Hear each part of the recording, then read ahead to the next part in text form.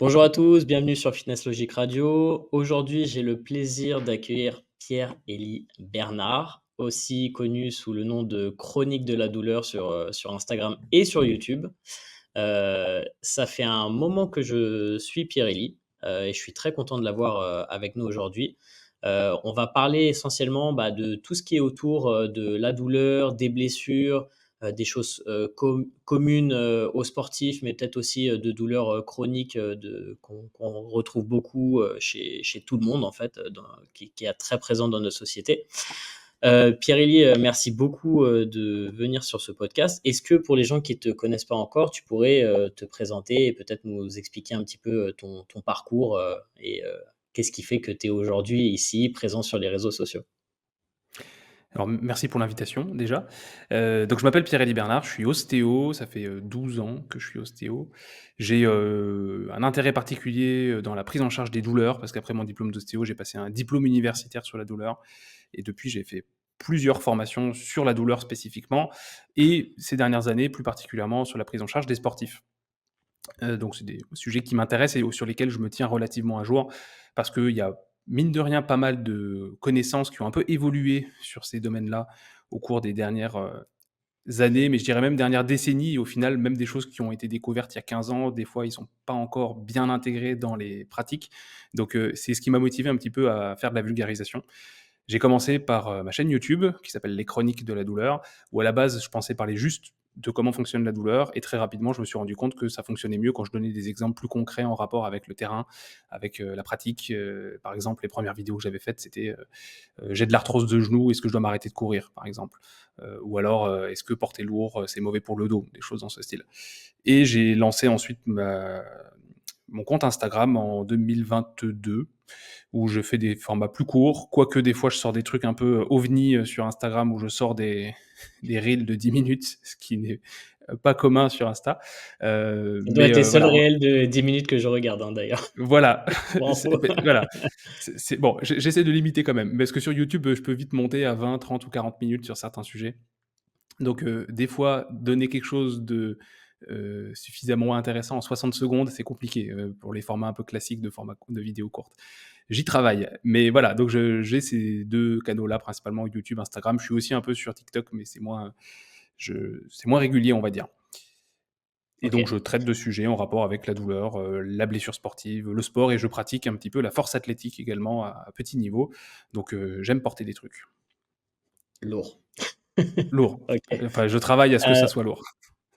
alors c'est vrai que d'un point de vue extérieur, tu vois, si tu dis: «Ah OK, je suis ostéo» ou «Je vais voir un ostéo», souvent, les ostéos ont pas forcément cette réputation d'être alors on va dire evidence based, tu vois? Genre se tenir à jour, suivre un petit peu les recherches et cetera.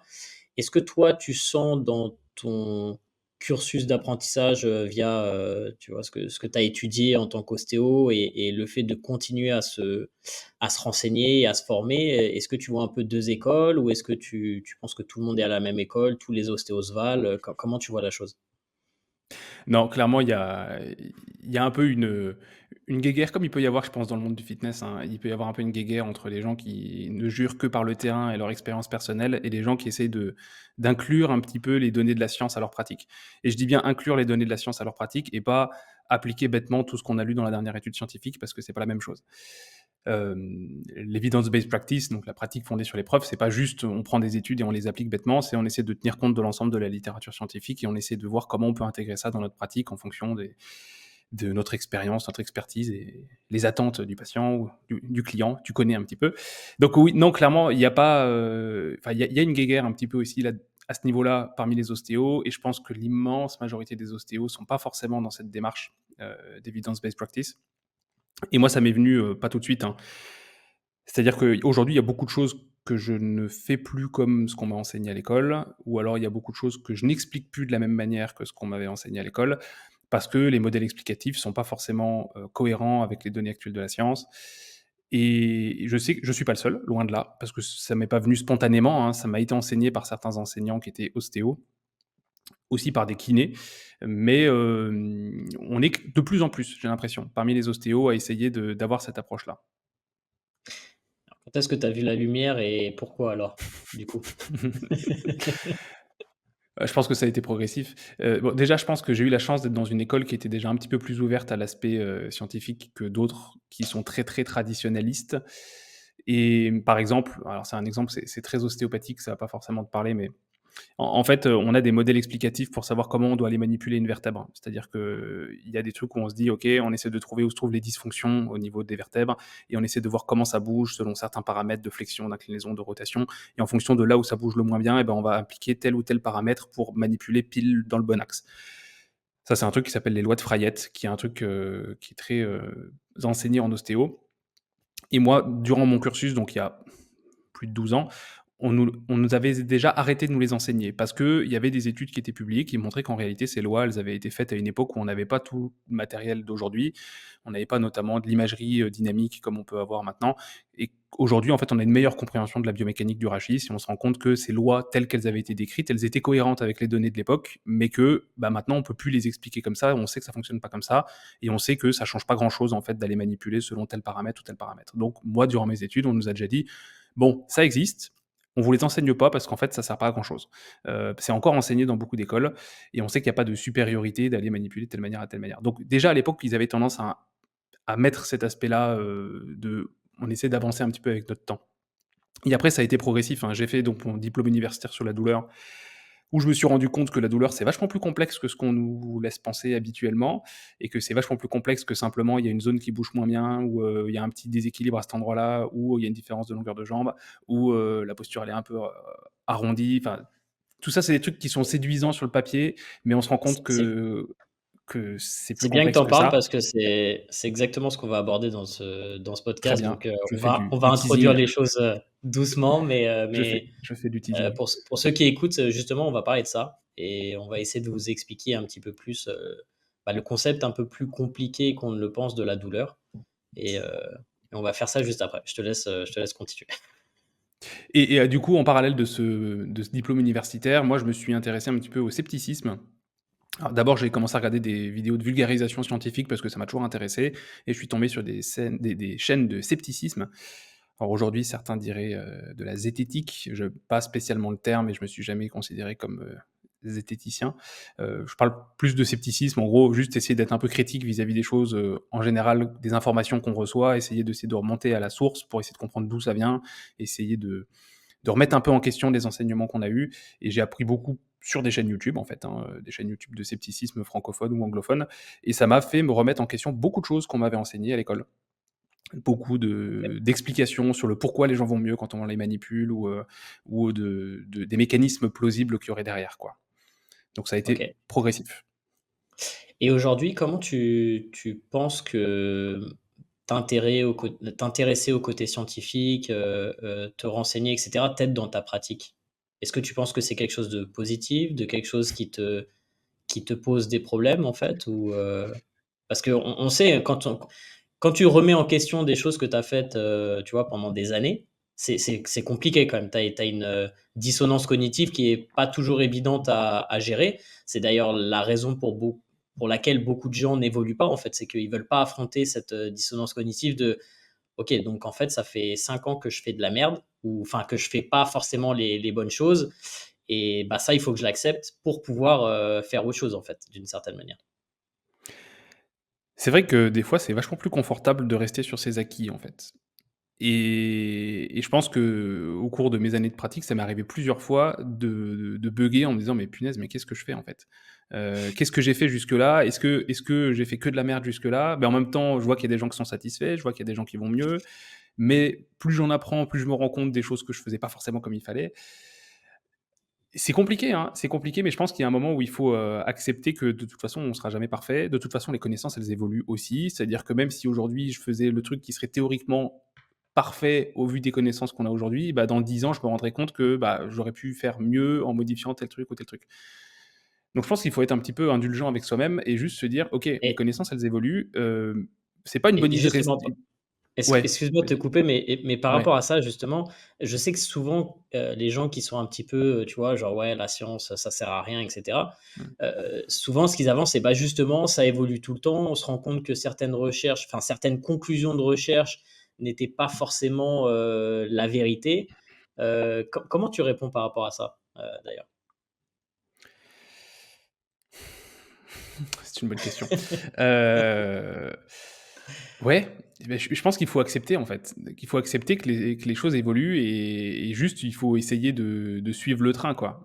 Faut essayer de suivre un peu le truc parce que sinon, à un moment, on se retrouve à faire des trucs qui ont 40 ans de retard et je veux dire quand on commence à avoir des données suffisamment importantes qui nous montrent qu'il y a un truc qui est problématique dans notre pratique, dans notre pratique, je parle pas que de nous personnellement, hein, mais je parle dans une Mmh. profession, quand on se rend compte qu'il y a suffisamment d'informations qui nous disent: «Ce truc-là, il pose problème», je pense que c'est problématique de pas en tenir compte, en fait.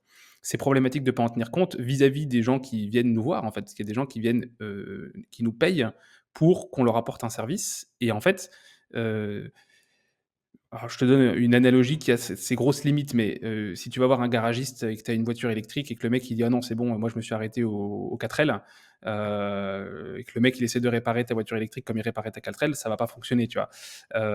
Parce que le mec il a des années de retard et bah, tu es emmerdé parce que tu te dis: «Bah, je te paye pour régler corriger mon problème que j'ai aujourd'hui».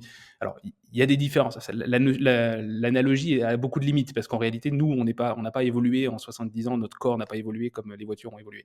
Mais, les connaissances évoluent et je pense que si les gens viennent nous voir et qu'ils nous payent, c'est aussi pour avoir l'avis d'un «expert» entre guillemets et ça nous semble normal que cette personne soit, pas à la pointe, mais au moins à jour par rapport aux connaissances et à la façon de pratiquer, quoi.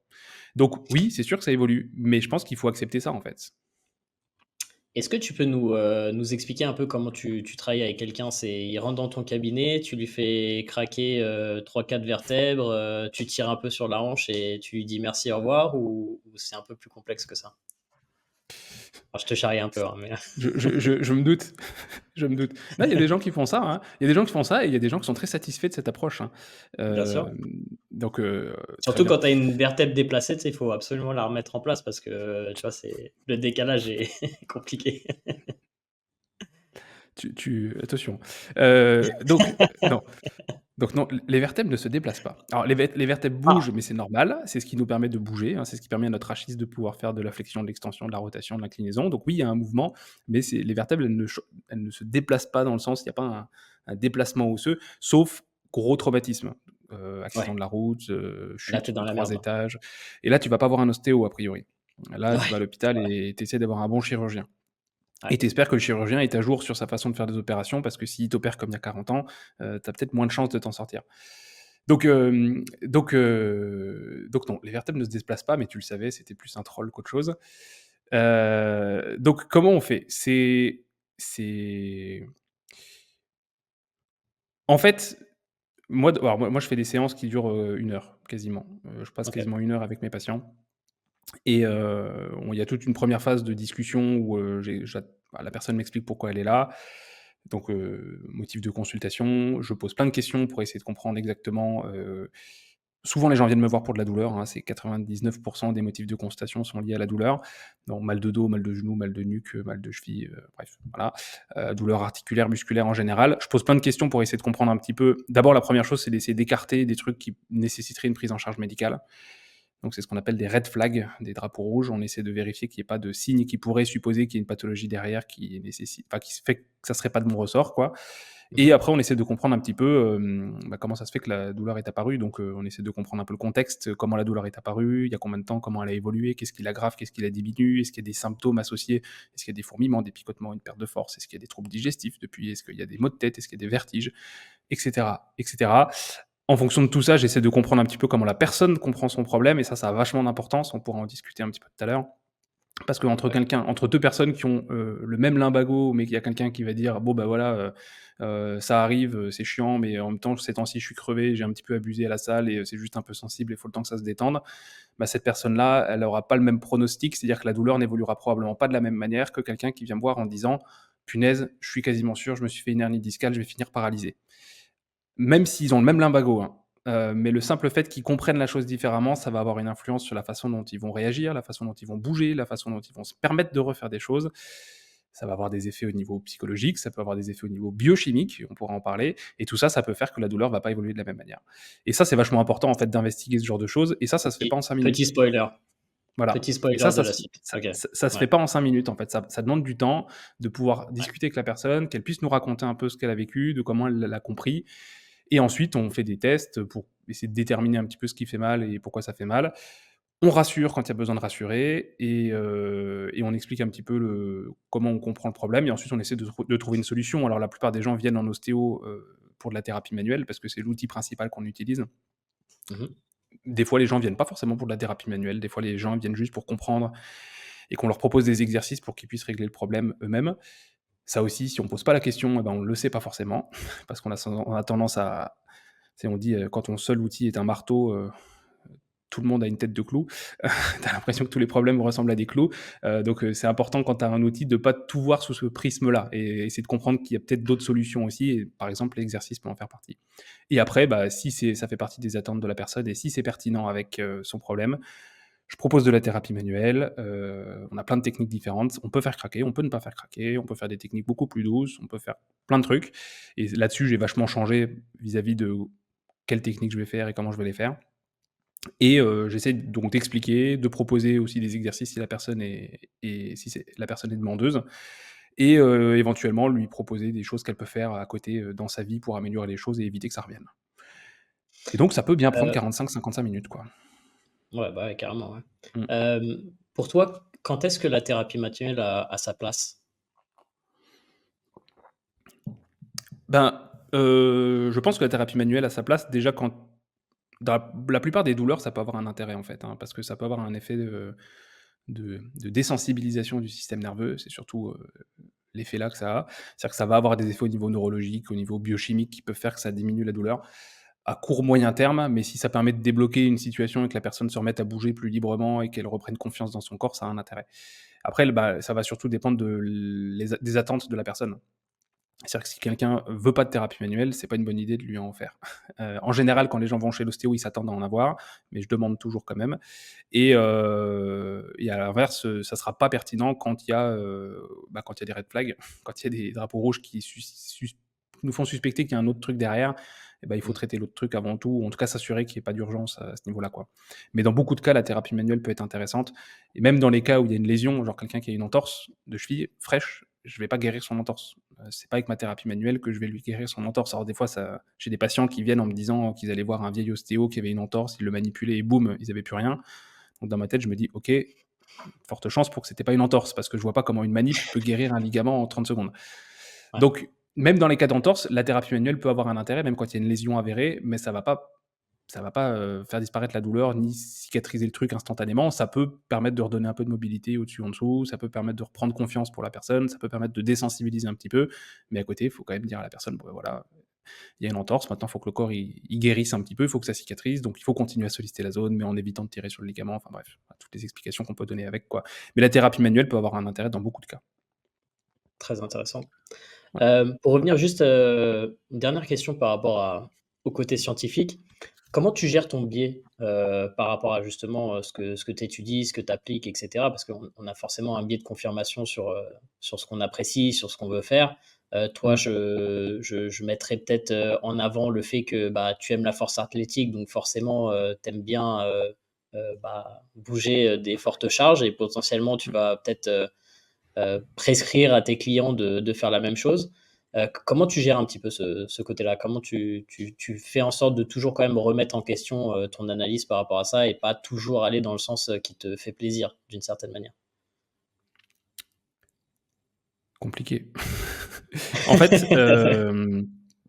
alors, le truc, c'est que de la littérature scientifique, il y en a tellement qui sort que c'est pas possible de tout lire. Même en restant sur un domaine très précis, hein. Même en restant juste sur la prise en charge des douleurs musculo-squelettiques non traumatiques, par exemple, genre juste, des lombalgies. J'aurais de quoi lire toute la journée et j'aurais pas fini, en fait. Donc c'est pas possible de tout lire.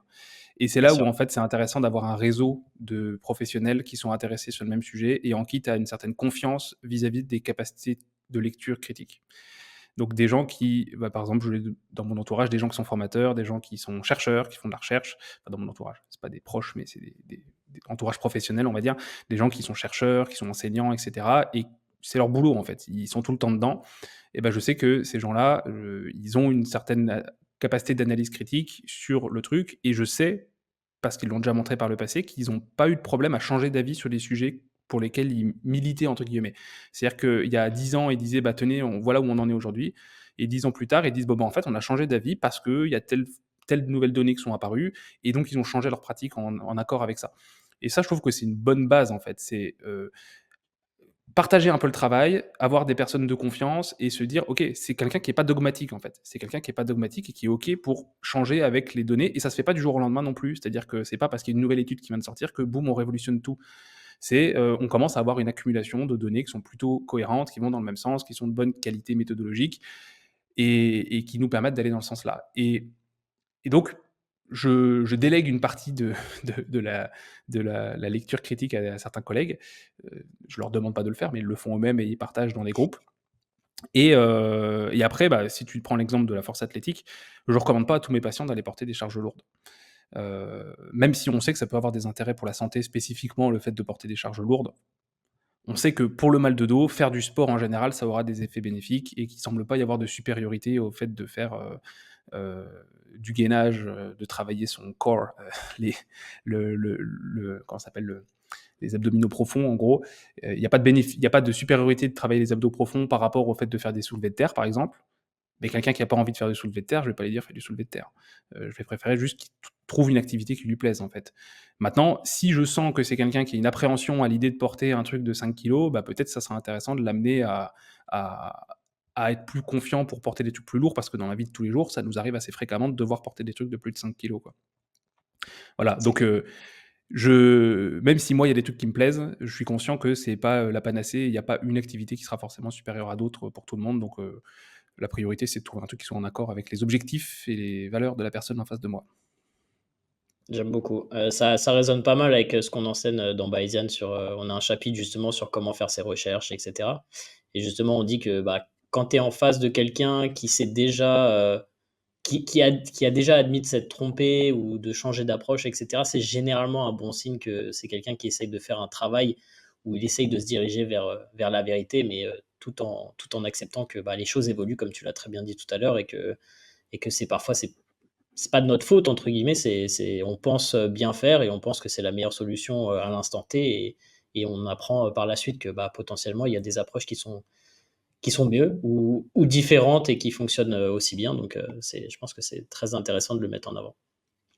Hem, J'aimerais justement qu'on parle un petit peu de la douleur. Alors je sais que tu en as parlé dans quelques réels, je crois pas que tu as fait de si, si, tu as parlé aussi, dans quelques-unes de tes vidéos YouTube. Mais c'est un concept que j'ai pas encore abordé sur le podcast, mais je pense que c'est très intéressant. Bah, c'est le côté, bio-psycho-socio, de la douleur, et bah, je vais te laisser un petit peu, présenter le truc. Je sais que c'est pas un sujet facile, donc pour nos auditeurs, vous stressez pas, c'est un truc qui prend, quelque temps à assimiler, mais c'est un concept qui est très intéressant pour comprendre un petit peu la douleur, et souvent, bah, en fait, d'expliquer, certaines problématiques et de trouver des solutions aussi, en fonction du contexte dans lequel, la personne est.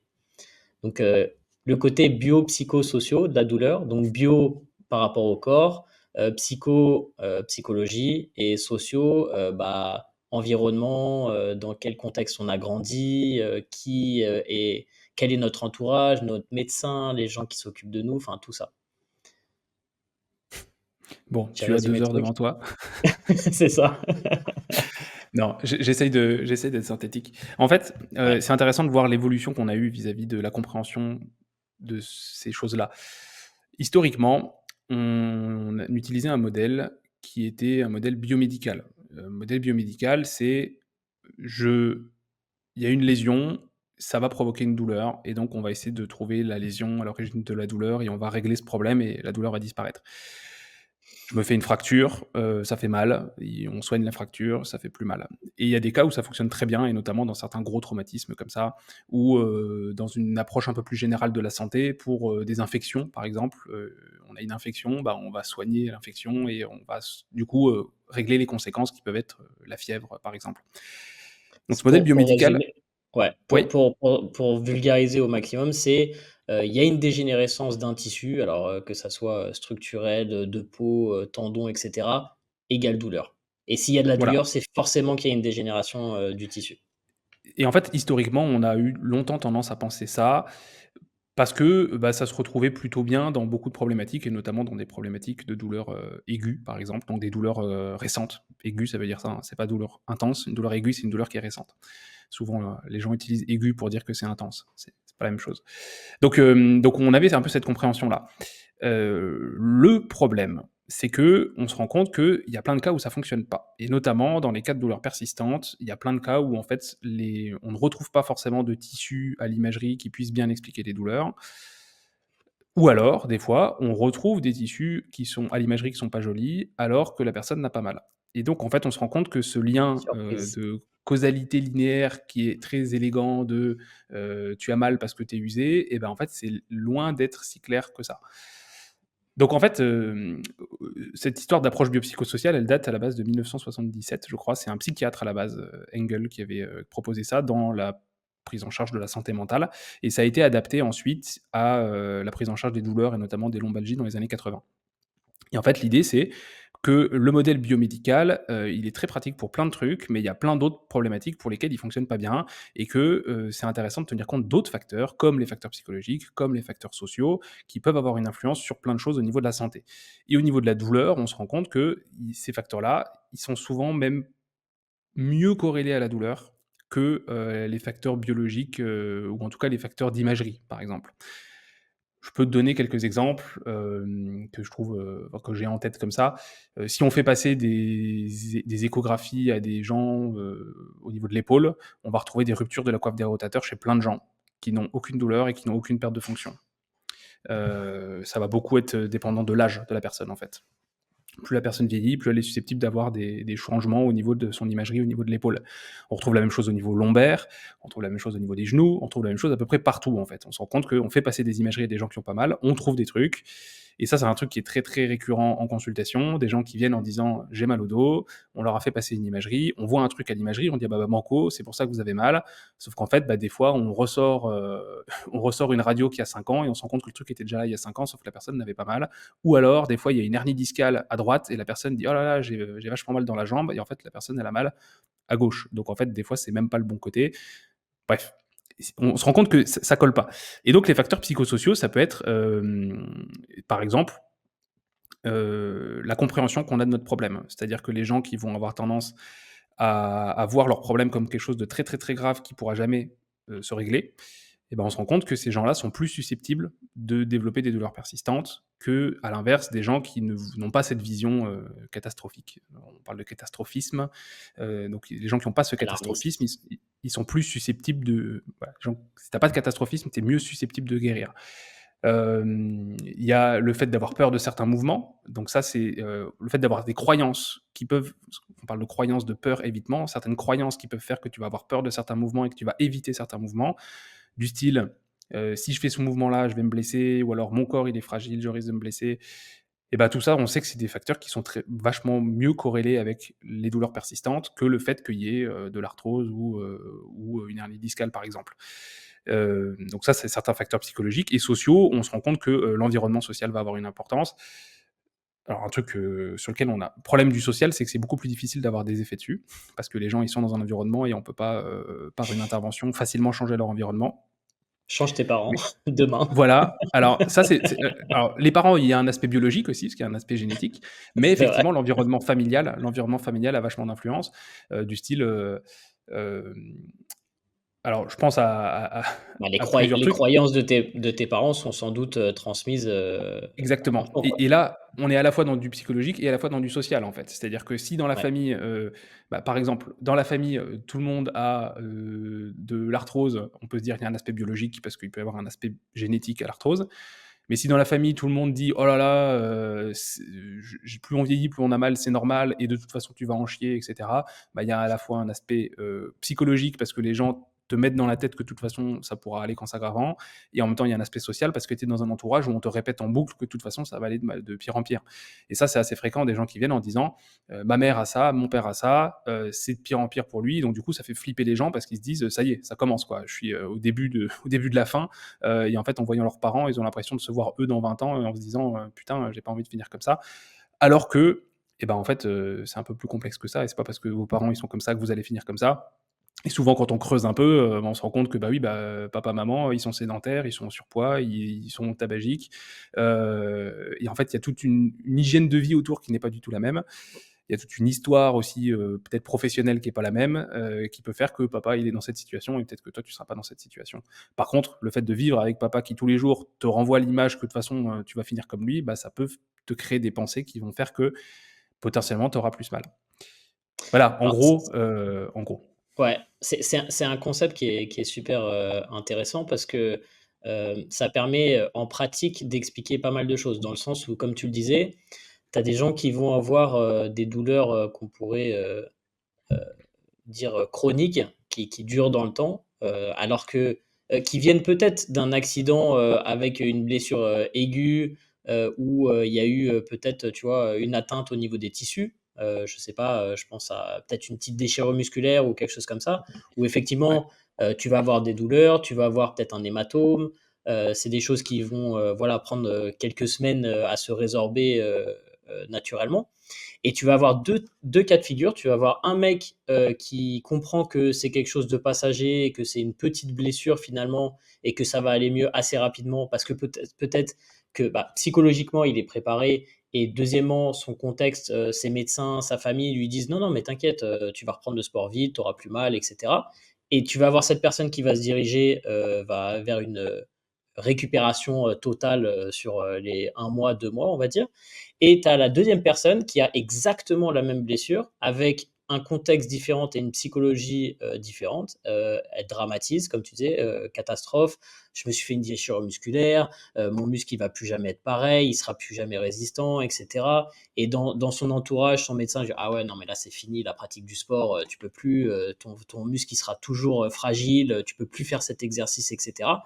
Et pour une même blessure, tu as deux output, comme on dit en anglais, 2, finalités totalement différentes de quelqu'un qui potentiellement aura mal tout le temps et aura peur tout le temps par rapport à ça et quelqu'un d'autre qui va, récupérer super vite et c'est pour ça que c'est super important parce que souvent les gens ils tu sais, ils se tu as ce côté un petit peu victimisation de: «Ah bah, j'ai eu cette blessure donc c'est pour ça qu'aujourd'hui je peux plus faire ça» ou «J'ai mal» et cetera et souvent malheureusement ils comprennent pas que ça vient de ce contexte, bah, psychosocial, de la douleur où, malheureusement, s'ils ont pas compris ça potentiellement ils s'en sortent pas en fait et c'est pour ça que je pense que tu le rappelais, très bien tout à l'heure, quand tu faisais un petit spoiler, par rapport à ce concept, par rapport à l'encadrement et j'imagine la manière dont tu parles à tes clients, la manière dont tu les prépares ou peut-être que tu t'essayes de les faire sortir, justement d'une psychologie existante,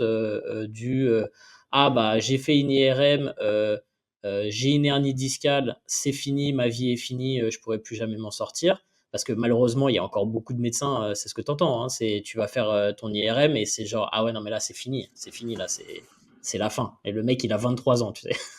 Mmh. Et je pense que c'est super important d'en parler.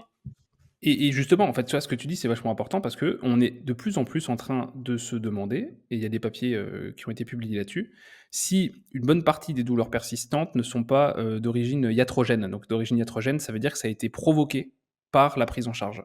C'est-à-dire qu'on se demande si, en fait, en voulant soigner des gens, on ne crée pas des conditions optimales pour que certaines personnes développent des douleurs persistantes. Typiquement, comme tu disais là, en disant: «Oh là là, vous allez plus pouvoir faire ci, vous allez plus pouvoir faire ça». Le classique, «Oh là là, vous avez la colonne de quelqu'un de 80 ans alors que la personne en a 35». Ou alors, «Vous pourrez plus jamais faire ça», alors qu'en fait, tu sais rien. Ça se trouve, ils pourront quand même le faire. Ce genre de discours qui sont souvent avancés par certains médecins ou certains professionnels et certains ostéos aussi, hein, ou certains kinés, hem, parce que, encore une fois, il y a cette, logique, biomédicale qui est encore présente dans beaucoup de gens chez beaucoup de gens qui se disent, «L'imagerie m'explique tout. L'imagerie m'explique ce qui se passe dans le corps de la personne», et donc du coup, parce beaucoup de gens s'imaginent qu'il y a une corrélation directe entre ce que je vois à l'imagerie et la douleur et l'évolution des douleurs. Alors qu'on le sait, et ça on a des données là-dessus, que l'imagerie non seulement ne nous dit rien sur, l'intensité de la douleur actuelle, mais ça nous dit rien non plus sur les futures lombalgies. C'est-à-dire que le fait d'avoir, des changements à l'imagerie, on peut absolument pas dire: «Dans 10 ans, vous allez en chier, dans 20 ans, vous allez en chier». On peut pas le dire ça. On n'en sait rien. Par contre, dire ça, ça peut créer un contexte qui fait que les gens sont plus susceptibles d'avoir mal. Donc en fait, en disant ça, c'est un peu prophétie autoréalisatrice, quoi. C'est-à-dire que parce que je te le dis, bah, il y a des chances que ça arrive. Sauf qu'il faut se poser la question, c'est quoi notre rôle en tant que professionnel? Est-ce que c'est de créer des douleurs ou est-ce que c'est de faire en sorte que les gens, ils en aient le moins possible? Et si l'objectif, c'est que les gens, ils en aient le moins possible, faut arrêter de dire ce genre de choses. Non seulement faut arrêter de le dire, mais il faut faire attention aux mots qu'on utilise pour expliquer les choses, pour justement essayer de rester en accord avec les données qu'on a aujourd'hui, parce que des fois, je peux pas affirmer aux gens non plus qu'ils auront jamais de problème. Par contre, quand on peut être rassurant, c'est important d'être rassurant parce qu'on sait que ça va améliorer le pronostic. Et ça, on s'en est rendu compte ces dernières années et ça fait typiquement partie des recherches qui ont beaucoup changé ma pratique et qui devraient, je l'espère, je croise les doigts, changer la pratique de beaucoup de professionnels qui soient dans le domaine de la santé, mais aussi dans le domaine du sport parce que c'est un truc qu'on retrouve beaucoup, c'est: «Attention, si vous faites ça, vous allez vous blesser, ou bien vous allez vous blesser tout de suite ou bien vous le paierez dans 20 ans». Qu'est-ce que tu en sais, en fait? Qu'est-ce que tu en sais? Si tu as pas de données claires qui prouvent que en faisant ça, tu vas le payer dans 20 ans, est-ce que tu es pas en train de créer plus de problèmes en faisant peur aux gens, plutôt qu'en disant aux gens en invitant les gens à se concentrer sur d'autres trucs qui sont peut-être plus importants? Sur, la récup, sur la progressivité, sur l'écoute de nos sensations et cetera. Donc ça, je pense que c'est vachement important effectivement cet aspect-là de faire attention à pas créer plus de mal qu'autre chose, mais alors qu'on a de bonnes intentions. Parce que c'est ça le truc, c'est que je suis persuadé que tous ces médecins ou tous ces Bien professionnels, ils sûr. ont de bonnes intentions. Mais voilà, c'est important de tenir compte de cet aspect-là. Ouais, moi, je parle de mon expérience personnelle qui m'ont fait, en fait, découvrir un petit peu, tous ces concepts, hein, d'une certaine manière.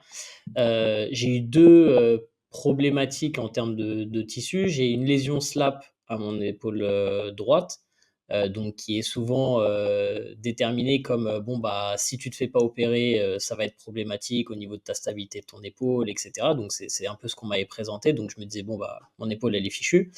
Et j'ai aussi, une double hernie, discale au niveau des cervicales suite à un accident de parachute et bah, de Donc la tu vas même finir manière, paralysé, tu vas finir en c'est fauteuil ça, roulant. et les médecins m'ont dit non, mais tu rigoles, mais quand ça t'arrive et que, Ah, tout le monde te dit que c'est fini, c'est très difficile psychologiquement quand même, ouais, de passer outre et de dire: «Non, mais je vais quand même, essayer doucement». J'ai vraiment galéré pendant quelques années, tu vois? Mais aujourd'hui, j'ai l'impression d'être à 105, tu vois? Et pourtant, bah, potentiellement, c'est encore là. J'ai pas de douleur, et je vis très bien avec. Et si j'avais pas un petit peu ce concept et travaillé là-dessus, travaillé sur ma psychologie par rapport à ça, bah, peut-être que je m'en serais jamais sorti, je me serais jamais sorti de ces douleurs chroniques, en fait, ou même, mes capacités fonctionnelles, tu vois? D'une certaine manière. ouais, ouais. Alors je pense que tu dis est intéressant parce que, je plaisante en disant, quand tu as dit que tu allais finir paralysé, mais c'est vrai que c'est dramatique parce que quand un truc comme ça t'arrive, c'est horrible, en fait. Moi, à beaucoup moindre mesure, ça m'est arrivé, il y a 2 ans là de me faire un petit lumbago au niveau, bah, dans le bas du dos. Et même si je c'est mon métier, même si je savais qu'il y avait pas de raison que je me sois blessé parce que je m'étais fait mal, de manière totalement débile, la fois où ça m'a fait mal, c'était une fois où je faisais du développé couché et où j'avais essayé de faire un pontage un peu plus important. Donc Mmh. j'avais fait une sorte d'extension au niveau, dorsal lombaire plus importante et c'est une position que j'aime pas moi, l'extension. Je suis beaucoup mieux en flexion, je suis beaucoup plus confortable comme ça et là, j'avais essayé de majorer un peu l'extension et j'avais réduit les charges sur la barre. Donc j'étais avec une charge très légère et de toute façon, quand tu fais du développé couché, les contraintes sur les lombaires, enfin voilà, tu beau avoir lourd sur ta barre, ça va pas c'est pas sur les lombaires que il va y avoir le plus de contraintes, quoi. Alors, c'est intéressant que tu dis ça parce que moi, de manière anecdotique, avec Ouais. toutes les personnes, que j'ai suivies, c'est quelque chose que j'ai vu pas mal de fois, tu vois? Des douleurs dans le Des bas du dos sur du des bench? lombalgies, à cause du Ouais. bench, ouais. Ouais. Mais ce que je veux dire, c'est que le gros des contraintes sur un bench va dans les épaules, quoi. Bien sûr, on est Épaules, d'accord. coudes, poignets. Et donc même si j'avais eu lourd, ce qui était pas le cas, la probabilité pour que je me sois abîmé quelque chose dans le bas du dos, enfin, s'il y avait eu un mouvement où je me serais fait mal, où je me serais abîmé quelque chose, ça aurait plus été le squat ou le deadlift, quoi. Et là, je me suis fait mal au lombaire avec une barre à vide en plus, je crois, sur du bench, donc ça m'a fait super mal. Donc je savais que j'avais rien d'abîmé. Et malgré ça, il y a quand même des pensées qui viennent en se disant: «Ah putain et ça se trouve, je me suis abîmé quelque chose» et cetera. Alors que c'est mon métier, alors que, je passe mes journées à essayer d'analyser le pourquoi du comment les douleurs apparaissent. Et donc forcément, on a des pensées qui arrivent comme ça. Alors si derrière, on connaît pas trop le truc et qu'il y a un professionnel qui vient nous dire des trucs horribles, qui nous dit en gros, ou bien le dit clairement, ou bien, par ce qu'il dit, ça laisse sous-entendre que, bah, peut-être tu vas finir handicapé. Bah, ouais, il y a de quoi flipper, en fait. Et c'est Ouais, le c'est clair. truc qui me semble important, c'est que, dans ce que tu disais juste avant, tu disais que tu avais travaillé sur ta psychologie et cetera. Il faut pas voir, le modèle biopsychosocial comme un truc du style, tout est dans la tête, il suffit d'avoir des pensées Bien sûr, positives, machin et cetera. 100. C'est pas ça. C'est pas ça, mais par contre, ce qui est important de comprendre, c'est que la douleur, je suis pas rentré dans le détail de la nociception et cetera, des messages nerveux qui sont envoyés depuis la périphérie vers le cerveau. Mais, il y a de la donc des mécanismes qui s'appellent la nociception, qui est donc une information qui va de la périphérie vers le cerveau et qui peut contribuer à la création de la douleur. C'est un influx nerveux. La douleur en elle-même, l'expérience de la douleur, c'est aussi des neurones qui s'activent et qui ont des influx nerveux. Les pensées, c'est aussi une forme d'influx nerveux à travers certains neurones et en fait, ça a des conséquences biologiques et ça, on a plusieurs données qui le montrent, qui sont que, en fonction de nos pensées, on va produire certaines substances chimiques qui vont favoriser la douleur. Donc c'est pas juste un truc un peu, abstrait de penser et cetera. Les pensées qu'on a, elles ont des effets directs sur notre biologie. Je peux te citer un exemple, une étude où ils ont pris des gens, volontaires, un peu bizarres parce qu'ils acceptaient de participer à une étude sur la douleur, mais des gens volontaires et en fait, ils leur ont plongé les mains dans un bac d'eau glacée et ils leur demandaient de, rester le plus longtemps possible et que quand ça leur faisait mal, ils devaient sortir leurs mains et ensuite, il y avait une prise de sang qui était faite pour voir les cellules pro-inflammatoires, les interleukines 6, je crois, donc Ouais. des molécules qui sont un marqueur d'inflammation. Et en fait, ils se sont rendus compte que le taux d'interleukine 6 dans le sang n'était pas corrélé avec le temps passé dans l'eau et on pourrait se dire que ça aurait été logique, hein, parce que plus il reste dans un environnement qui est irritant, avec le froid, plus il y a d'inflammation. Non, ces taux d'interleukine, ils étaient plus corrélés avec le niveau de catastrophisme des gens. C'est-à-dire que les gens à qui on avait dit qu'en gros, ça risquait de leur abîmer les mains et ben, en fait, ils avaient plus d'inflammation que les gens à qui on n'avait pas dit ça. Donc en fait, c'était vraiment la compréhension du truc, la menace perçue de la situation qui avait eu une influence sur notre biologie, plus que ce qui s'était réellement passé au niveau des tissus. Donc, encore une fois, nos pensées, elles ont une influence sur notre biologie et c'est l'un des trucs qui est important dans le domaine, le modèle biopsychosocial, c'est que là où le modèle biomédical, il nous invite à réfléchir de manière linéaire, une cause, une conséquence, et ben en fait, le modèle biopsychosocial, en fait, on dit, il y a une quantité phénoménale de facteurs qui entrent en jeu. Certains sont plutôt du domaine biologique, certains sont plutôt du domaine psycho et d'autres du facteur social. Et surtout, il y a des interactions entre tous ces facteurs et on ne les connaît pas tous. En gros, c'est le bordel. On sait que c'est vachement complexe, on sait qu'il y a plein d'interactions dans tous les sens, et donc essayer d'expliquer les choses de manière aussi simple que t'as mal parce que t'es dans cette position, ou alors t'as mal parce que tel facteur. Oui, ok, tel facteur peut avoir une influence, mais c'est toujours plus compliqué que ça. Et c'est important de comprendre que tout est en interaction et donc que c'est complexe et ça amène à avoir un peu d'humilité aussi vis-à-vis de la compréhension de la douleur. Donc quelqu'un qui vous dit t'inquiète, j'ai tout compris, je sais pourquoi t'as mal, et je vais faire tel truc et ton problème sera réglé, mais il y a de fortes chances qu'il surestime un petit peu sa compréhension de la douleur. Il est tout en haut du Dunning-Kruger, tu vois? Voilà, c'est ça, tout C'est à ça. fait. Beaucoup de confiance, Heu c'est bien. et c'est tant mieux. Il y a un autre truc dont on n'a pas parlé, c'est aussi, par rapport au côté social, c'est la tolérance à la douleur.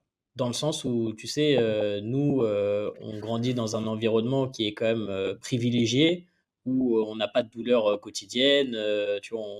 On mange à notre faim, et cetera. Heu, Tu es dans un pays où, tu as pas accès à tout ça, où, la douleur fait un peu partie de ton quotidien, c'est aussi normal d'avoir un certain niveau de douleur, quotidienne, en fait. Et du coup, Mmh, ta normalité est différente de notre normalité aussi. mmh. Et ça, c'est un autre concept à intégrer, bah, justement à cette grande composante qui est, la douleur avec, le concept, psychosocial.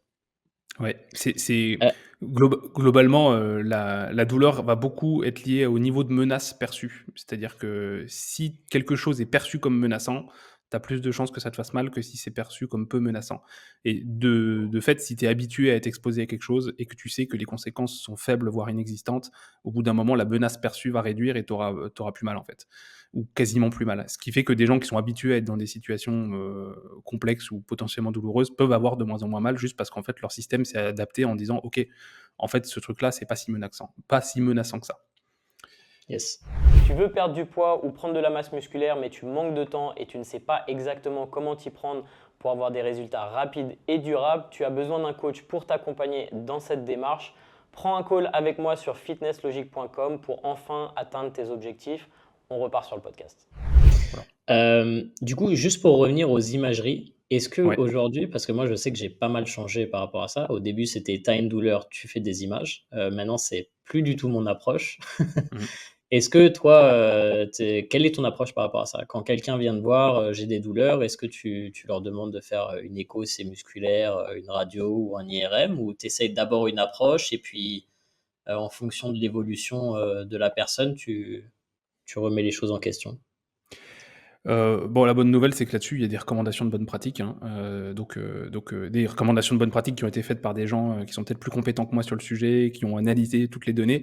Je sais que, typiquement pour les lombalgies, la recommandation, c'est de ne pas faire d'imagerie.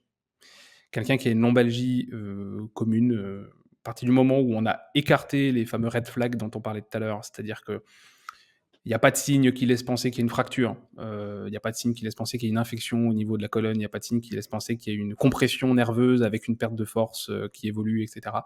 Si on n'a pas ces signaux-là, on sait que faire une imagerie, ça n'apportera rien. Voire ça pourra aggraver le pronostic. Alors pourquoi? On sait que ça n'apportera rien parce qu'en fait, ça changera pas la prise en charge. Donc qu'on fasse une imagerie et qu'on voit qu'il y a de l'arthrose, qu'il y ait, des changements, dégénératifs au niveau de la colonne, bah, on sait en fait. En fonction de l'âge de la personne, on a déjà une idée de la probabilité qu'il y ait ça. Si la personne elle a 20 ans, c'est possible qu'il y en ait un peu, mais a priori, c'est peu probable, mais c'est possible. Si la personne elle a 40 ans, c'est quasiment sûr qu'elle en a. Si la personne elle a 60 ans, c'est obligé qu'elle en a. Et il y a de fortes chances que ce soit pas ça qui lui pose problème. Parce que c'est des choses qui, la plupart du temps, sont asymptomatiques. Donc on sait que, dans ces cas-là, faire de l'imagerie n'apporte rien. Et on sait que ça peut aggraver le pronostic, justement pour les raisons dont on parlait tout à l'heure, parce que les radiologues, eux, leur boulot, c'est quoi? C'est de décrire sur un compte rendu tous les trucs qui, peut-être, potentiellement, pourraient poser problème. Même si ça pose pas de problème. Mais ils citent tout. Donc en fait, tu as un listing de 150 trucs et les gens, ils arrivent avec leur compte rendu, ils disent: «Putain, mais en fait, je suis foutu».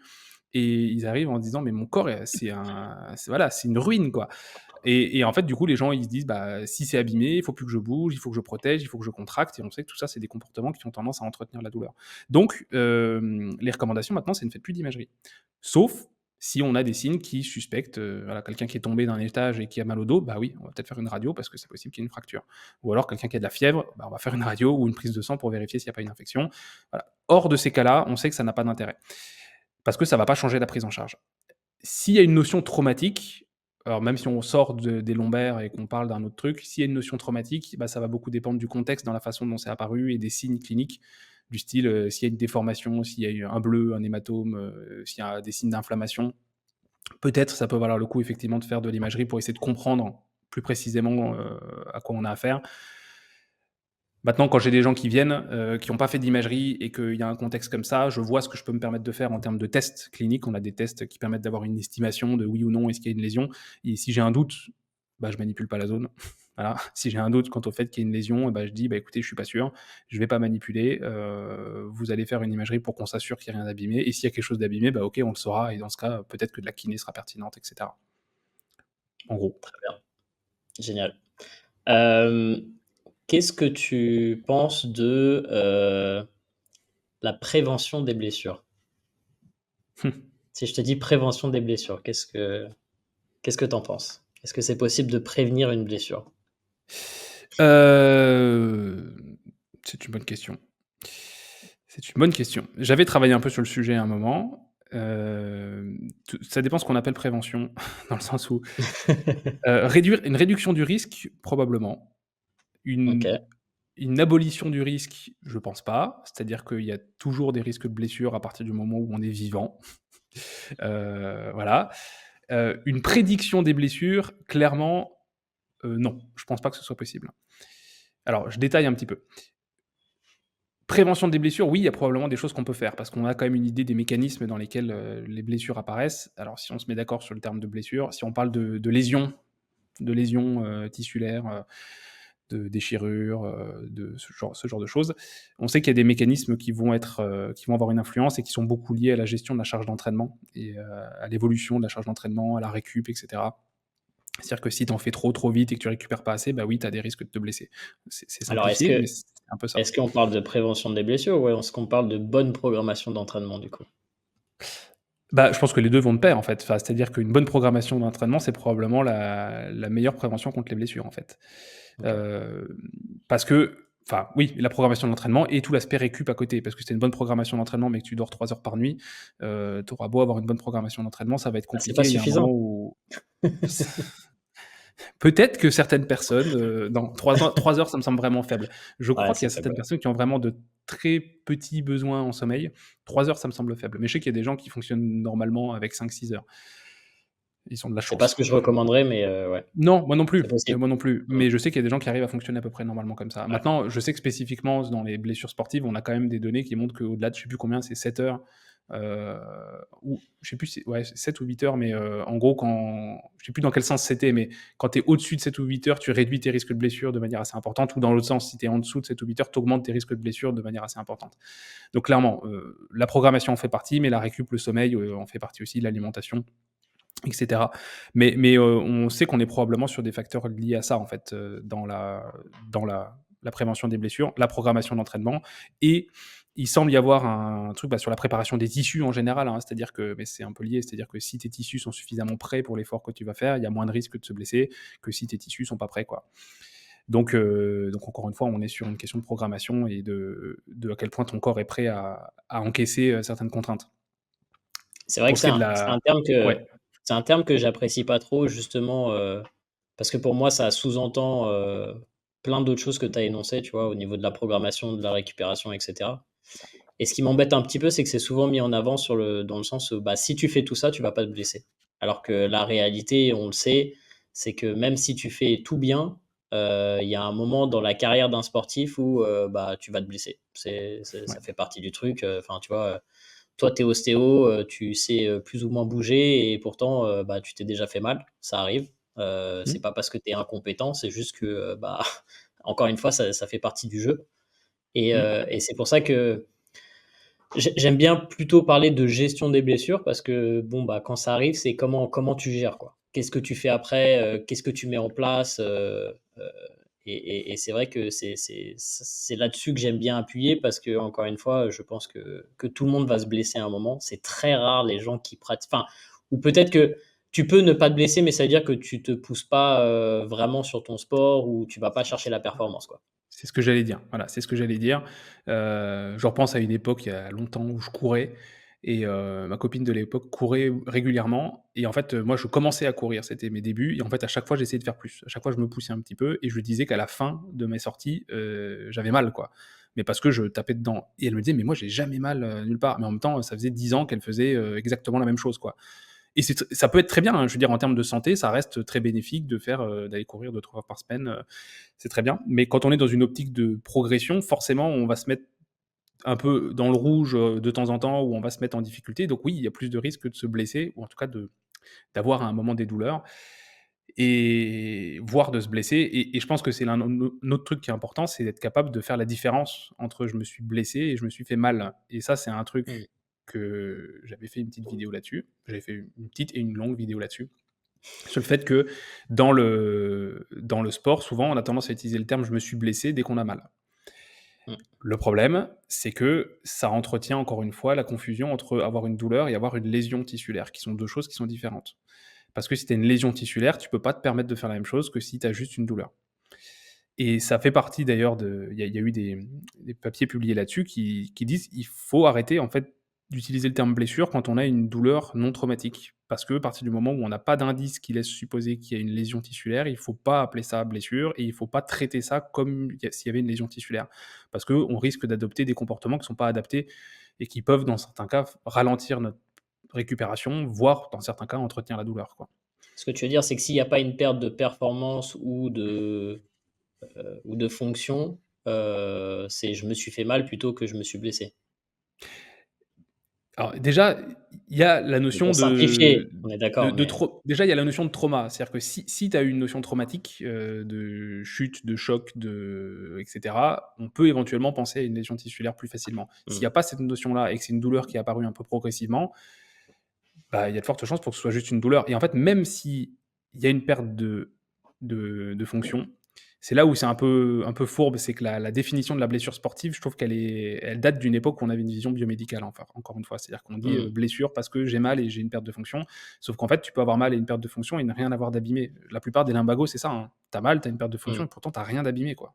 Et donc c'est pas une blessure, c'est une douleur. Ouais. Bah, je voulais justement parler, des bah, on va partir sur le mal de dos parce que c'est un peu le mal le plus commun, dans notre société, que ça soit chez les sportifs ou chez les non sportifs, qui, bah, répond encore une fois au concept qu'on a présenté. Il y a un autre truc, je pense, qui est assez intéressant et dont peu de gens parlent, et je voulais avoir, ton avis, c'est savoir si tu si en étais conscient ou pas. C'est qu'il y a beaucoup de muscles, qui composent le dos comme, les érecteurs, heu et d'autres qui sont pas en fait, qui ont pas une boucle au niveau du cerveau comme, un biceps. Dans le sens où le système nerveux les active automatiquement en fonction de leur position, de leur étirement et cetera. C'est-à-dire que si je te dis: «Bah, vas-y, contracte-moi ton érecteur», tu vas me faire: «Bah, voilà, je vais faire une extension», mais tu sais pas trop, où est ton muscle. Alors que si je te dis: «Bah, vas-y, contracte-moi ton biceps», clac, tu vas me faire un petit posing, facile.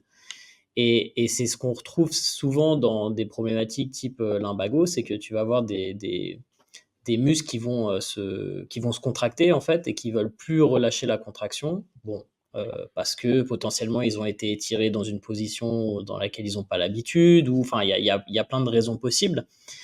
Et je pense que c'est un concept qui est peu présenté et qui pourrait expliquer en fait aux gens de bah voilà, tu as une douleur, c'est parce que voilà, tu as besoin d'un petit temps pour que ton système nerveux il se calme entre guillemets, qu'il accepte en fait que t'es pas en danger et que les choses s'apaisent doucement en fait et que le temps est ton ami plus qu'autre chose.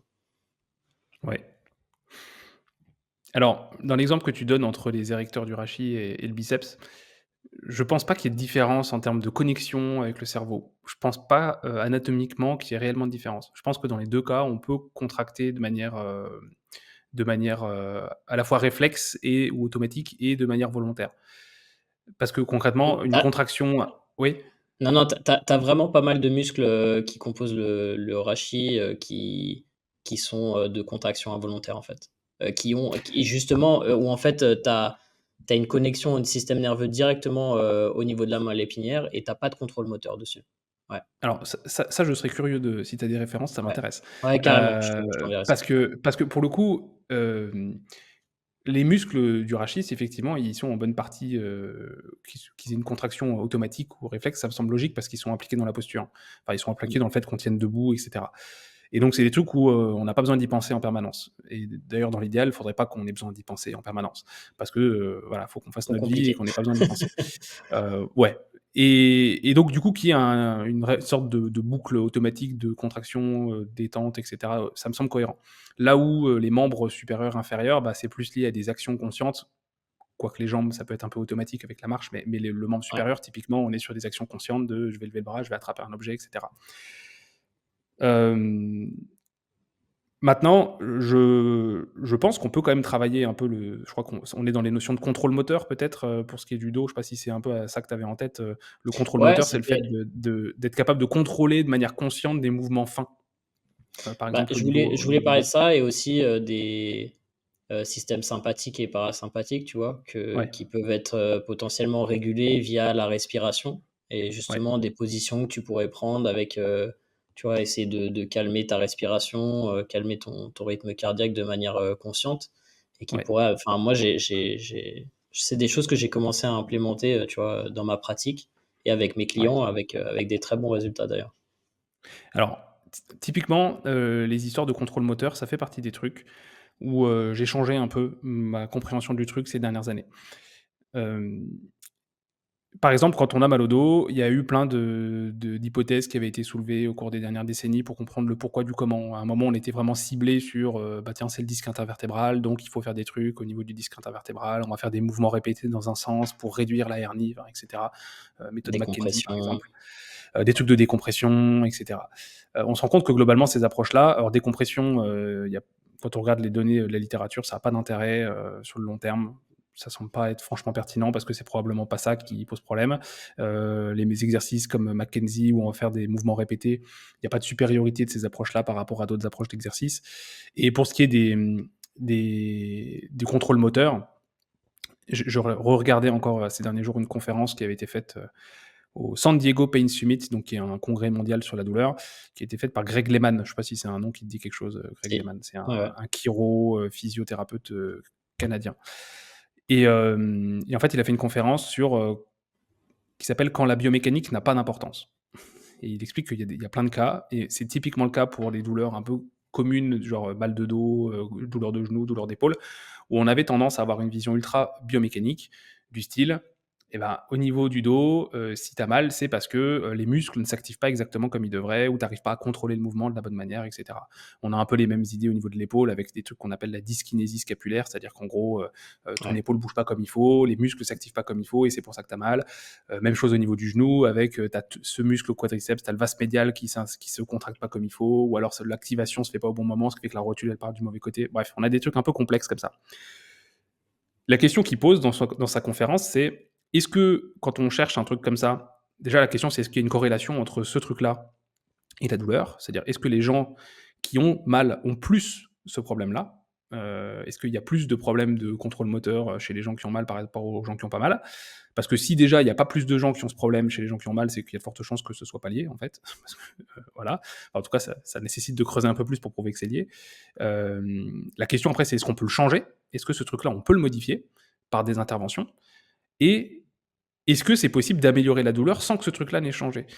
Et en fait, on a plein d'études qui montrent, bah, typiquement sur le contrôle moteur, que les interventions qui sont faites, qui ont pour objectif de mieux contrôler la contraction de certains muscles, les gens vont mieux, mais quand on reteste le contrôle moteur, il n'est pas forcément meilleur.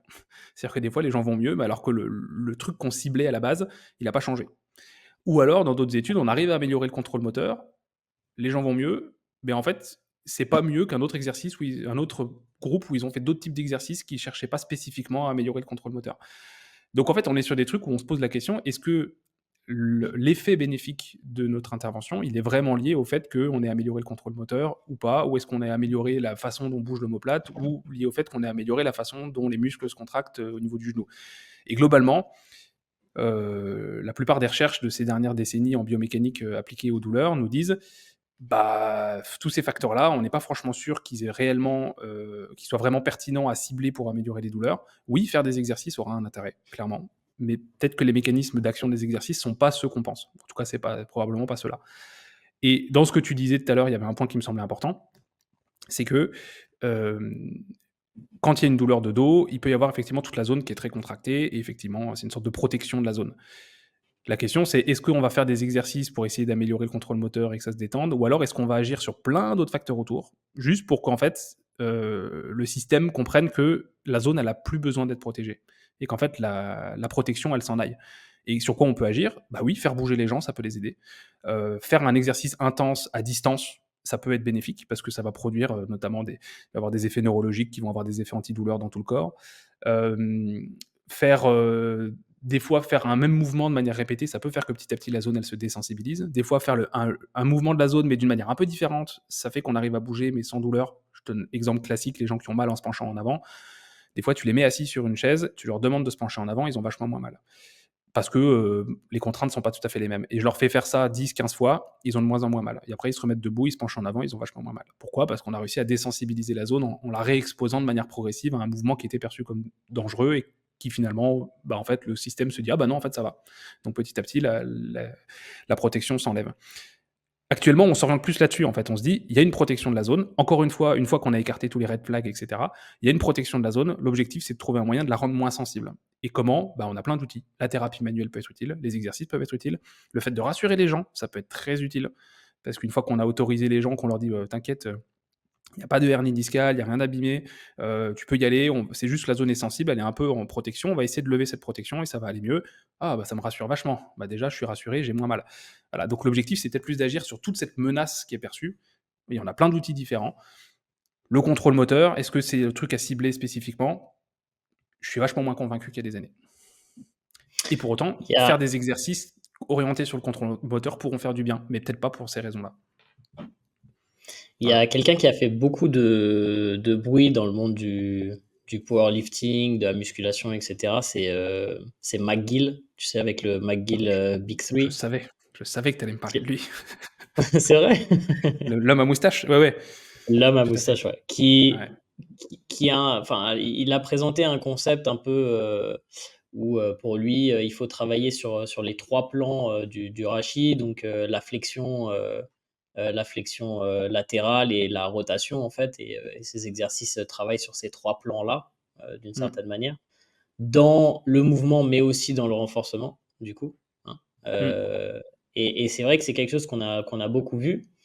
Et je pense que, bah, comme tu disais, d'une certaine manière, n'importe quelle activité physique, souvent, va permettre à la personne de sortir de la douleur.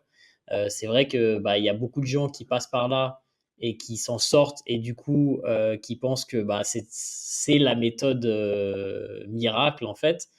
Et Mmh. après, tu as l'autre, problématique, c'est qu'ils ont l'impression que s'ils arrêtent de faire ces exercices, les douleurs vont revenir. Ouais, tout à fait. J'avais fait une vidéo sur YouTube, sur le sujet des abdominaux, sur, est-ce qu'il Ouais, faut des bons abdos pour, ne plus avoir mal au dos? Et c'est, la première vidéo où j'évoquais McGill parce que, j'avais creusé un peu le sujet, j'étais tombé justement sur lui et ses fameux exercices où ils vont travailler le core, le CORE, donc vraiment je sais jamais comment traduire ça en français, les abdos profonds. les abdos profonds.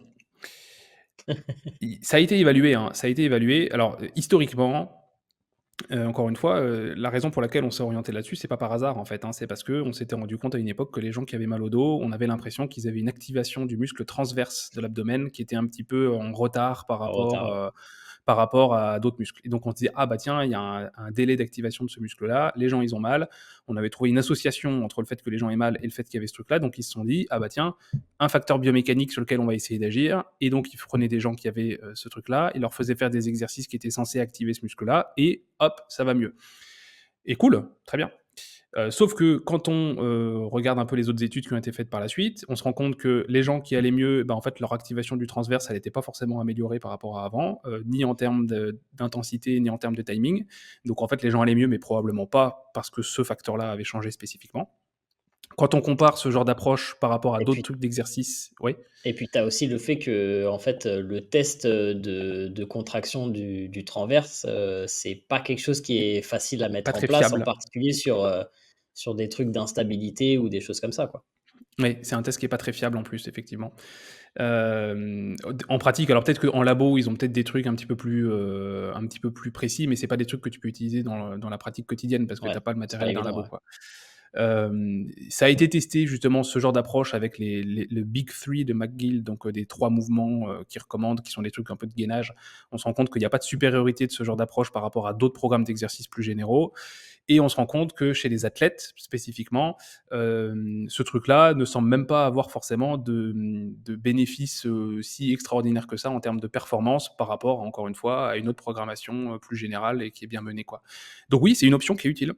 C'est une option. Ça ne veut pas dire que c'est la solution, optimale et c'est ce que je dis dans ma vidéo, c'est que le problème, encore une fois, parce qu'il peut y avoir un problème avec cette approche, c'est que l'explication qui est avancée par McGill, c'est une explication ultra biomécanique et ultra biomédicale. C'est-à-dire qu'en fait, il a une vision ultra biomécanique qui peut faire passer le message que si tu dévies un peu de cette «bonne façon», je le mets entre gros guillemets, de bouger, eh ben, il risque de t'arriver des bricoles. Alors qu'en fait, bah, en fait, on n'en est pas sûr. Par contre, en disant ce genre de choses, on peut créer des croyances chez les gens qui peuvent faire qu'ils vont développer des croyances de peur-évitement qui sont un facteur de risque de douleur persistante. Et j'en parle dans ma vidéo où en fait, il y a des études là-dessus qui ont été faites, hein, sur, l'impact des mots qu'on utilise et des explications qu'on donne à nos patients sur le pourquoi ils ont mal. Et on sait que ce genre d'explication peut, chez certaines personnes, les flinguer totalement parce qu'ils se disent: «Je suis tout fragile en fait, mes abdos sont trop faibles, je suis trop fragile, je peux rien faire». Et même si derrière ça part d'une bonne intention et qu'on est là pour dire: «Oui, mais vous pouvez le renforcer, oui, mais ça peut s'entraîner» et cetera. Il y a des gens, ils vont juste entendre qu'ils sont fragiles et donc en fait, ils vont plus oser rien faire. Encore une fois, on peut proposer les mêmes exercices, mais avec une explication qui est vachement moins, flippante et on peut avoir, des effets positifs sans risquer d'avoir les effets négatifs. Donc il faut juste faire attention aux explications qu'on donne, quoi. Donc aujourd'hui, quelqu'un qui vient te voir avec un mal de dos, ça fait quelques mois qu'ils ont mal au dos, et cetera. Qu'est-ce que tu mets en place? Qu'est-ce que tu leur proposes de faire? Qu'est-ce que tu leur conseilles? Bon, comme d'habitude, d'abord on écarte les red flags, je me répète, mais c'est important. On s'assure qu'il y ait pas de symptômes qui pourraient faire penser qu'il y a une pathologie merdique derrière, parce que des fois, c'est passé entre les mailles du filet, hein, ça arrive. Une fois qu'on a écarté ce genre de choses, la priorité, c'est d'essayer de comprendre, bah, déjà tout le parcours de la personne, comment c'est apparu, quels examens ont été faits et cetera et surtout comment la personne, elle comprend son problème. Et ça, c'est vachement important parce que, comme je disais tout à l'heure, entre quelqu'un qui se dit, «J'ai mon dos qui est flingué, je peux plus rien faire comme activité, je pourrai jamais plus rien faire, il faut surtout pas que je le fasse parce que ça risque de s'aggraver» et cetera, bah, on sait que là, il y a des facteurs sur lesquels ils vont être intéressants d'agir parce qu'on sait que c'est des facteurs qui peuvent entretenir le problème. Alors qu'à l'inverse, quelqu'un qui est peut-être plus optimiste quant au fait que ça puisse passer, il y a des chances pour que ça aille mieux. Donc j'essaie de comprendre comment la personne, elle comprend son problème. Et après, en fonction des facteurs qu'on peut identifier, genre quelqu'un qui a de véritables croyances de peur évitement vis-à-vis de certains mouvements, genre, je me penche plus du tout en avant, et ben, je peux essayer d'essayer de modifier ses croyances et c'est compliqué. C'est compliqué de faire modifier les croyances de quelqu'un. Il y a une époque où j'avais tendance à faire juste de l'éducation à la douleur, donc c'est une intervention qui a été proposée dans les années 2010, un petit peu avant, mais qui a été beaucoup évaluée dans les années 2010-2015, où en fait on avait comme hypothèse qu'en expliquant aux gens comment fonctionne la douleur, en leur expliquant que la douleur c'est pas un signe de blessure, en leur expliquant qu'on peut réentraîner le système de la douleur, et ben les gens ça va leur permettre d'avoir un peu moins peur. On se rend compte que ce genre d'approche, ça peut avoir un intérêt. Pas directement sur la douleur, mais sur la compréhension que les gens en ont et sur le fait qu'ils s'autorisent à rebouger plus facilement. Donc ça m'arrive de faire encore ça. Je le fais moins parce qu'on s'est rendu compte que ça avait des limites en termes d'efficacité et que le mieux, c'est encore de faire vivre des expériences aux gens. Et ça, c'est pas facile.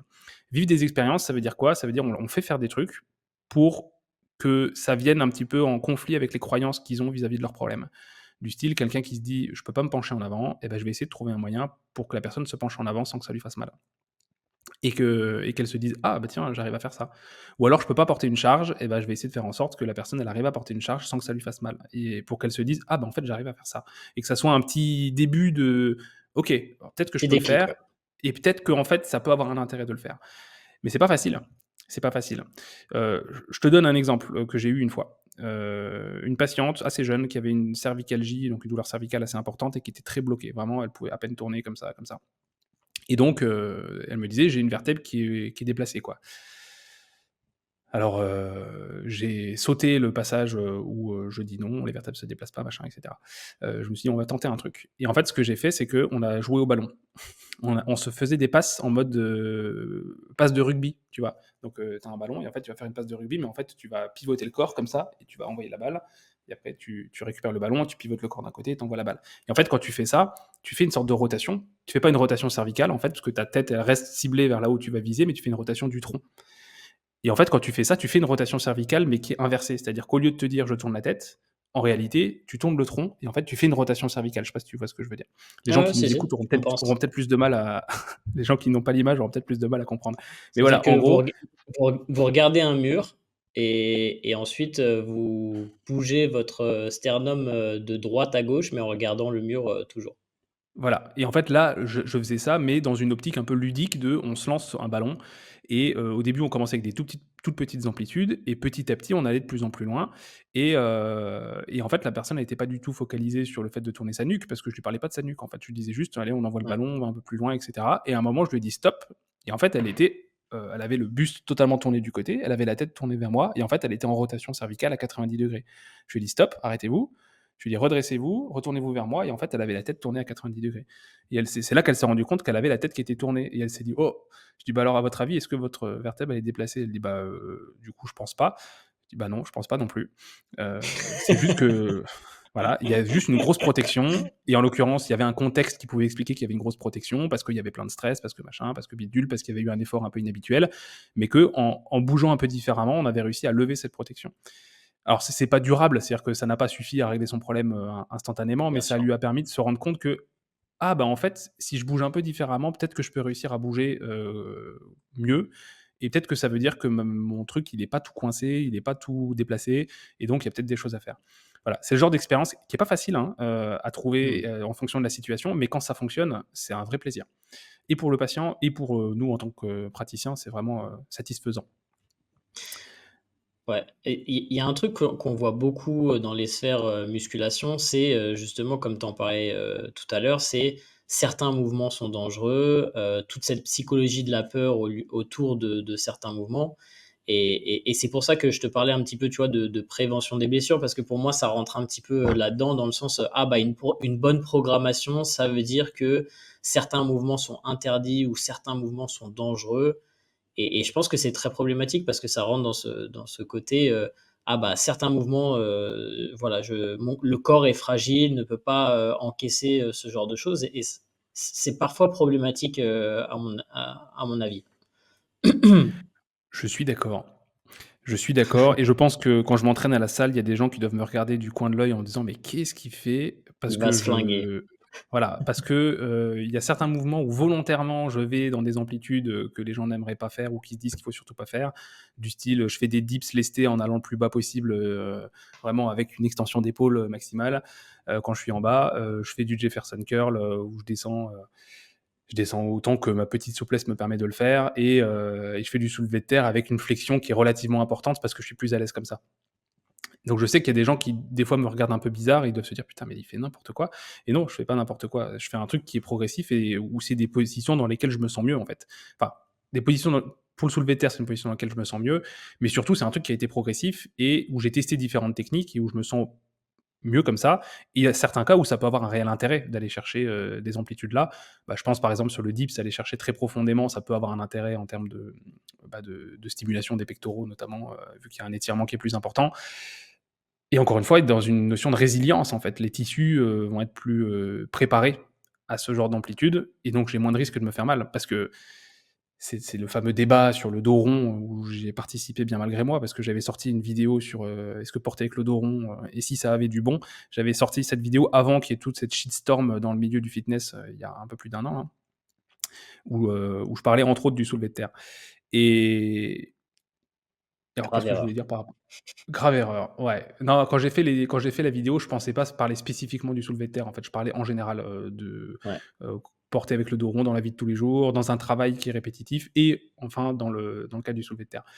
Moi, Hem, j'aimerais juste te challenger peut-être, sur les dips.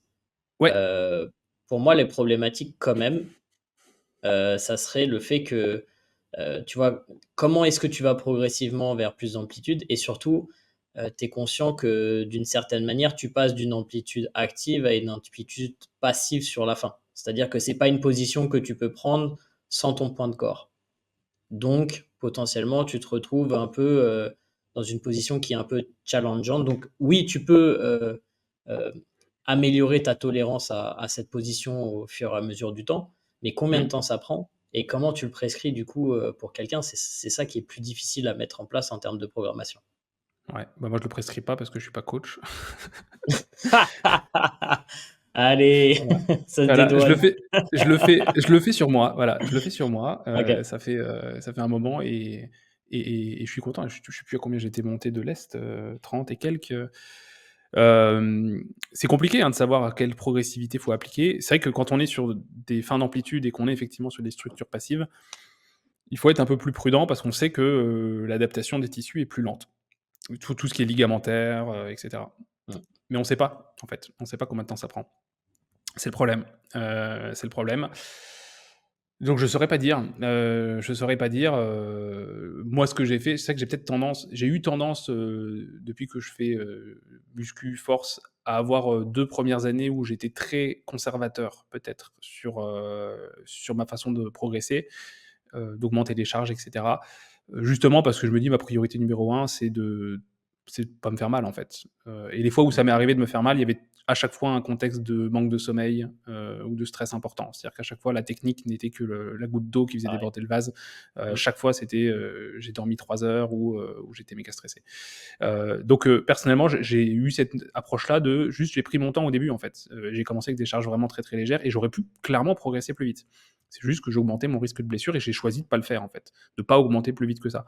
Donc c'est difficile à dire. C'est difficile à dire. Maintenant, je me dis que quelqu'un qui pratique déjà depuis quelques années, qui est déjà capable de mettre des contraintes assez importantes, sur ses articulations et ben, s'il a envie d'aller chercher des amplitudes plus grandes, bah, qu'il aille chercher des amplitudes plus grandes, mais avec des charges beaucoup moindres, hein, en fait.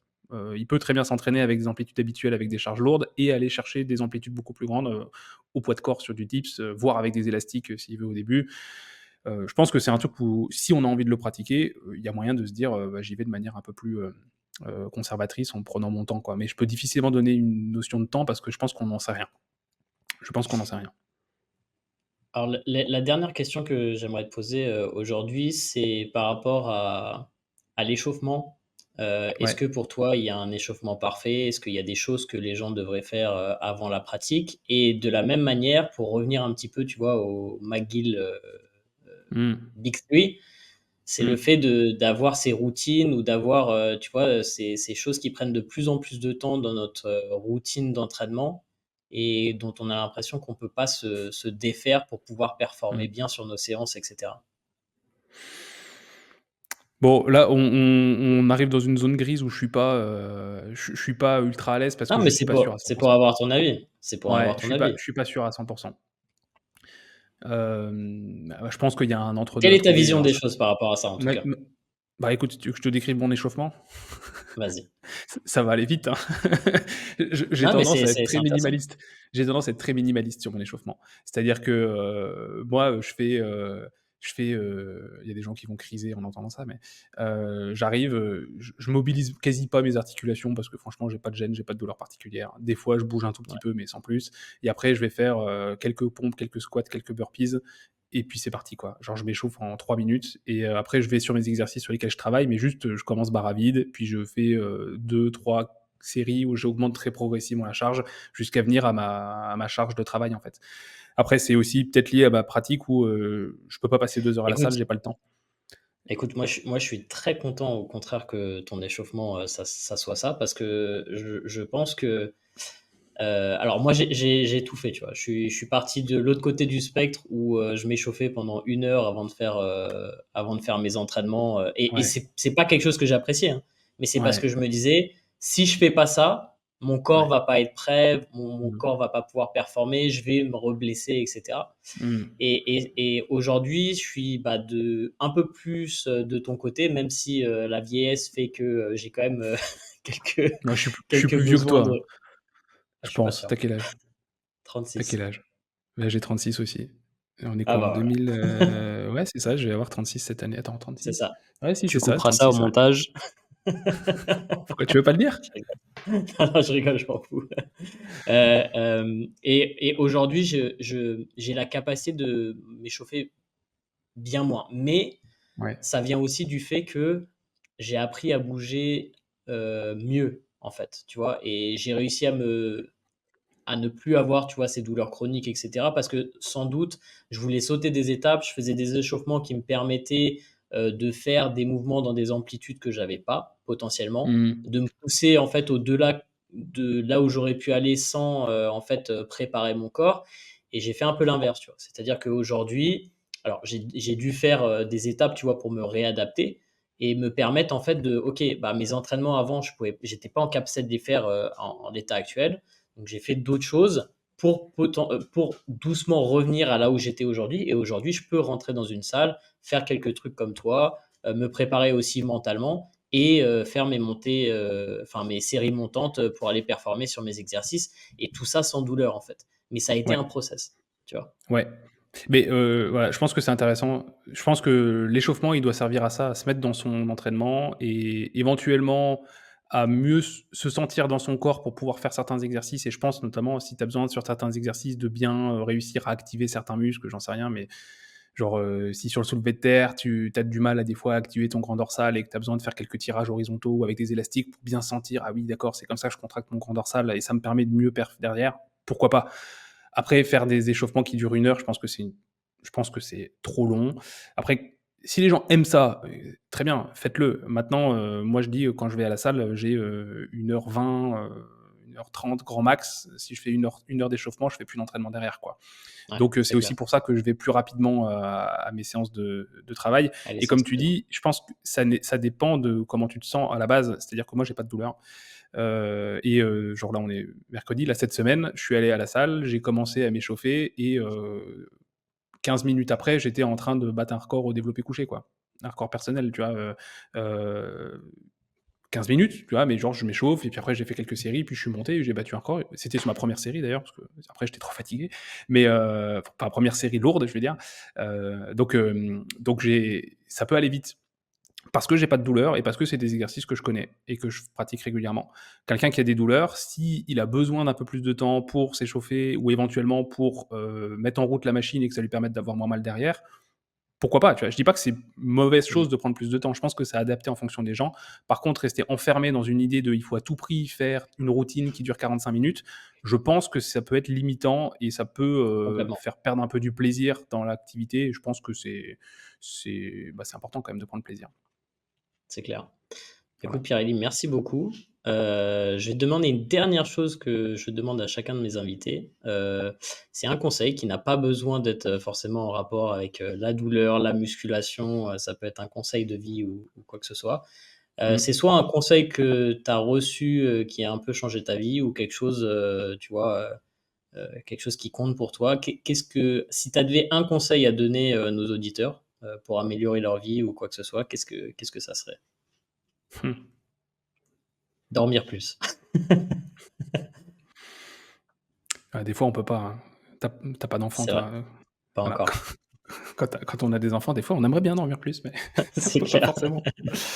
Ah non, c'est sûr que le sommeil, c'est cool. Qu'est-ce que je pourrais donner comme conseil? C'est une bonne question. Attends, je réfléchis, hein. Vas-y, Hem, prends ton temps.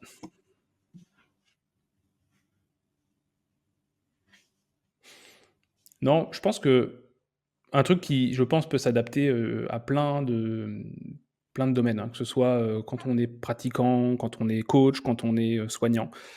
Heu, je pense que c'est important d'accepter des fois de changer d'avis sur certains sujets et de se laisser l'occasion d'entendre des avis contradictoires et à condition qu'ils soient, énoncés de manière respectueuse et si possible, sourcés et de se laisser la possibilité de changer d'avis sur certains sujets. Ça se fera pas forcément du jour au lendemain, ça se fera pas forcément la première fois que vous l'entendez, mais accepter l'idée qu'il y a des choses que vous faites ou que vous pensez qui sont probablement fausses et que vous allez changer d'avis et je vous invite à changer d'avis sur beaucoup de choses parce que sinon vous restez un peu bloqué sur certaines choses et c'est ce que j'essaie de faire et moi, ça me permet de me sentir plus, à la fois, c'est un peu inconfortable, mais à la fois, ça permet de sentir qu'on évolue aussi et je trouve que c'est vachement plaisant et je pense que tout le monde en ressort, grandi en général. J'aime Voilà, beaucoup. Je voilà. dis souvent si tu te moques pas un petit peu de toi-même, d'il y a quelques années, c'est que sans doute tu as pas assez progressé, depuis. Ouais, tout à fait. Top. Pierre-Élie, merci beaucoup. Bah, merci à Donc, toi. pour les gens qui veulent te retrouver, sur Instagram, je mettrai bien évidemment tous les détails en dessous, donc la chronique de la douleur, ta chaîne YouTube aussi qui est très cool, Ouais. qui est comme moi, tu aimerais bien sortir une vidéo toutes les semaines, mais c'est pas facile. Mais, elles sont très cool en tout cas. Donc, bah, merci encore et bah, peut-être, à bientôt, dans un prochain épisode. Ça marche. Merci encore à toi. Bonne journée.